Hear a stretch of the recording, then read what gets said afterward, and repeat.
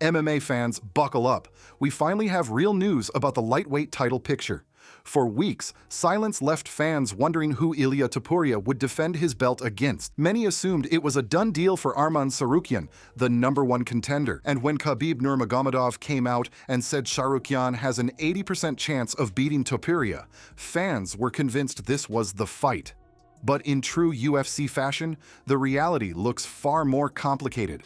Shocking leaks point to Justin Gaethje possibly jumping the line, while Paddy Pimblett is teasing a grudge fight of his own.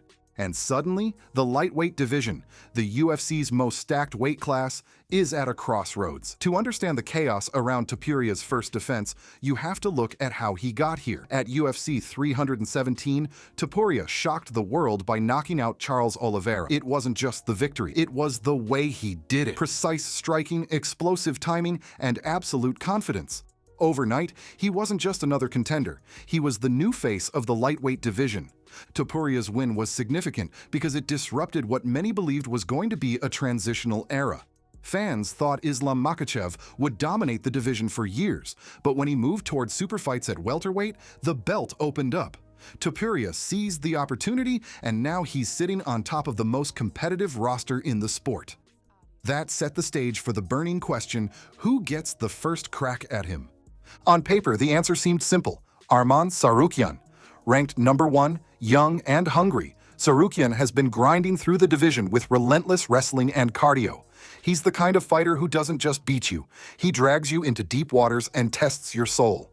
When he beat Mateusz Gamrot and followed it up with another dominant showing, his stock skyrocketed. He became the nightmare contender nobody wanted to face, the one guy you couldn't ignore. Most importantly, his style directly counters Topuria's strengths: striker versus wrestler, flash versus grind. It had must-watch fight written all over it. So when weeks passed without any announcement, fans assumed negotiations were underway for Tsarukyan. After all, the UFC rankings exist for a reason, right? But if there's one thing we've learned, it's that rankings don't always dictate reality. The case for Tsarukyan is more than just numbers. Legendary voices in MMA began speaking up. Demetrius Johnson, widely considered one of the greatest fighters of all time, flat out said Tsarukyan should be next. He argued that if the UFC wants legitimacy, merit must matter. A #1 contender shouldn't be skipped over just because another name sells more pay-per-views. Then came Khabib Nurmagomedov. When Khabib talks about the lightweight division, the MMA world listens. And Khabib didn't just endorse Tsarukyan, he gave him an 80% chance of dethroning Topuria. Thus, it's due to his MMA style, not only wrestling, Nurmagomedov said. Arman can take people down. He has good elbows on the ground, very good elbows. He can grapple, submit, take the back. I'd say it's 80 to 20% in Arman's favor. His wrestling, his pressure, his physicality. It all matters. He's taller by almost 10 centimeters, if I'm not mistaken. He's heavier, and on fight night, he'll be the bigger man. And of course, wrestling plays a huge role, especially in fights like this. Khabib's reasoning was simple. Topuria's biggest wins have come against strikers.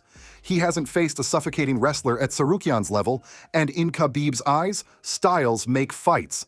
And Tsarukyan's style is the one that gives Topuria nightmares. Hearing Khabib, an undefeated champion who retired without ever being beaten, put that kind of confidence in Tsarukyan made fans believe it was inevitable. But then came the twist. It started with a now-deleted Instagram post from Topuria's manager. In the post, a hint was dropped that Justin Gaethje was being lined up as the challenger for UFC 322 at Madison Square Garden. That one slip turned the MMA world upside down.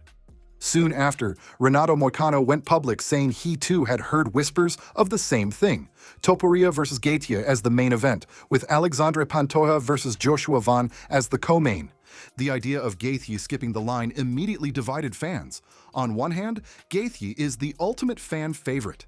His wars against Michael Chandler, Dustin Poirier, and Tony Ferguson are legendary. He embodies chaos, and putting him against Topuria practically guarantees fireworks. On the other hand, Gaethje hasn't done enough recently to justify leapfrogging Tsarukyan, especially as the 5th-ranked lightweight.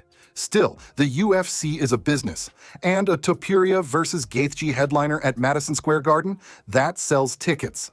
At the same time, another storm was brewing, the rankings themselves. Out of nowhere, Paddy Pimblett jumped up to number 7 without even fighting. The move raised eyebrows across the MMA community. Hardcore fans cried foul, saying it was proof the UFC manipulates rankings to fit business plans. For Tsarukyan, this was salt in the wound. He had clawed his way to number 1 the hard way, grinding through tough opponents. Meanwhile, Pimblett was being boosted on hype, memes, and marketability. And when Pimblett began mocking Tsarukyan, calling him a spoiled rich baby, it only fueled the fire. The lightweight division wasn't just a competition anymore, it had become a battle of merit versus marketability. And then Pimblett poured gasoline on the fire.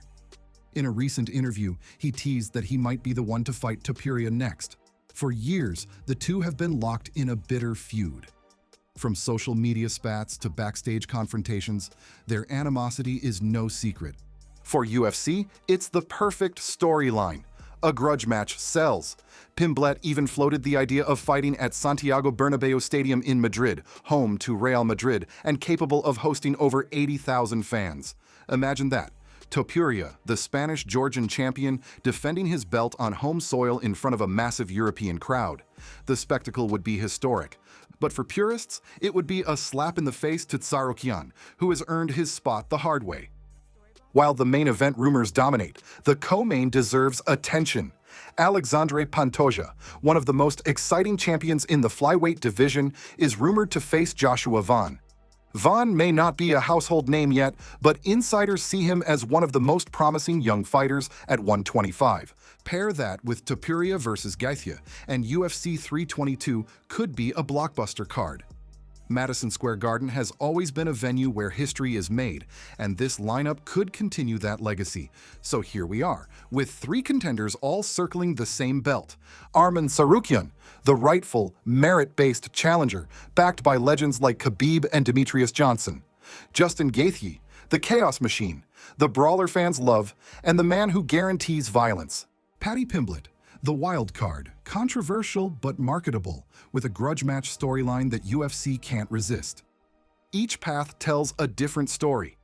If Tsarukyan gets the shot, it's about merit and legitimacy. If Gaethje gets it, it's about action and entertainment. If Pimblett jumps in, it's about spectacle and big business. This is the UFC at its most unpredictable. The silence around Ilia Topuria's first title defense has finally been broken. And what we've learned is both exciting and controversial. Khabib believes Tsarukyan is the man to beat him. The leaks suggest Gaethje could get the call. Pimblett is teasing his own shot, fueling grudge match hype. In the end, the question isn't just who Topuria fights, it's what the UFC values most: merit, chaos, or spectacle. Fans may not agree, but one thing is certain. The next lightweight title fight is going to shake the division to its core. Whether it's Tsarukyan's grinding wrestling, Gaethje's brawling violence, or Pimblett's polarizing hype, the UFC has a choice to make. And the entire MMA world is waiting to see which path they choose. MMA fans, buckle up, because no matter who gets the shot, Ilia Topuria's first defense is guaranteed to change the lightweight division forever.